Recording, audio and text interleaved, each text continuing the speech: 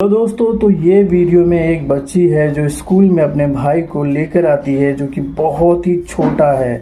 तो दोस्तों, इनका माँ का कुछ ही दिन पहले इंतकाल हो गया था। तो इनका बाबू को देखने वाला कोई भी आदमी नहीं था, कोई रिश्तेदार भी नहीं है इनका, और कोई भी नहीं है जो इनके भाई को घर पे रख सके। तो ये बेचारी स्कूल में ही लेकर आती है, और इनका पापा काम पे चला जाता है। इस वजह से इनका छोटा बाबू का कोई रखने वाला नहीं था, तो ये स्कूल में लेकर आ जाती है। तो वहाँ का सब बच्चा लोग हंसने लगते हैं इन पे, और जब सच मालूम होता है तो सबके आंखों में आंसू आ जाता है। तो वीडियो को ज़्यादा शेयर कीजिए और देखिए कितना प्रॉब्लम है इनके लाइफ में, फिर भी ये लड़ रही है अपने लाइफ से।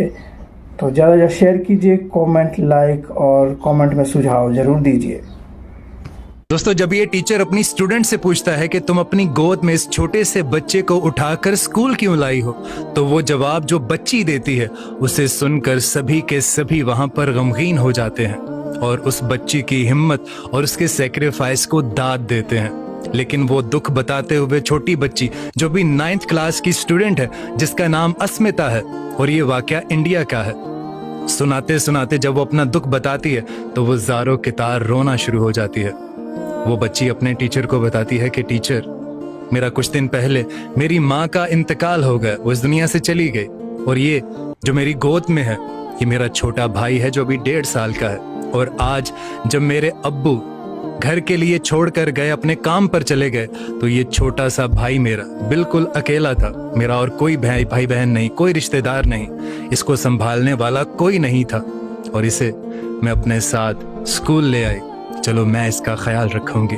ये बात सुनकर वहाँ के टीचर और वहाँ की स्टूडेंट्स जो भी आसपास बैठी हुई हैं, वक्ती तौर पर तो सभी शायद हंस रहे थे, लेकिन बाद में सभी ने उसके साथ अफसोस किया और उसकी हिम्मत और उसकी सेक्रीफाइस को दाद दिया। दोस्तों, ये वीडियो चीख चीख कर बता रही है कि भाई बहन की जो मोहब्बत होती है वो लफ्जों की मोहताज नहीं होती, वो सिर्फ महसूस की जा सकती है। और कितनी हिम्मत चाहिए होगी अस्मिता को, वो भी खुद छोटी सी बच्ची है।